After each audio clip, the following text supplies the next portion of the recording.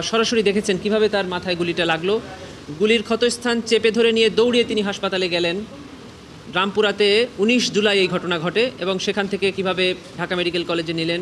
Dhaka medical কলেজে ওনার surgery হলো, operation হলো, সেখান থেকে সিএমএইচে আনা হলো, সিএমএইচ থেকে সিঙ্গাপুরে নেওয়া হলো, সিঙ্গাপুর থেকে আবার সিএমএইচে আনা হলো। এই চিকিৎসার বড় বর্ণনা উনি দিয়েছেন। এর মধ্যেই তার মাকে ঢাকা মেডিকেল কলেজে আনা হলো, সেখানেই তার মা মৃত্যুবরণ করলেন। অপরাধীদের দৃষ্টান্তমূলক শাস্তি চান তিনি। আমার ছেলে ইংলিশ ভার্সনে পড়তো, পড়াশোনা করতো, ক্লাসে ফার্স্ট ছিল। ওই ছেলের খুব স্বপ্ন ছিল প্লেন চালাবে, কিন্তু স্বপ্ন বড় হয় আর সত্যি হবে।